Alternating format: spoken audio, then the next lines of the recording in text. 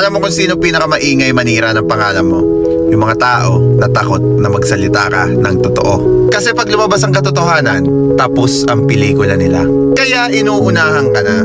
Ginagawa ka ng masama, sinisiraan ka.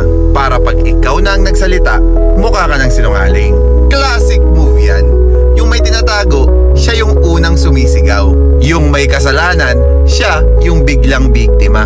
At yung guilty, sila yung sobrang defensive. Pero tandaan mo to, hindi ka nila sinisiraan dahil masama ka.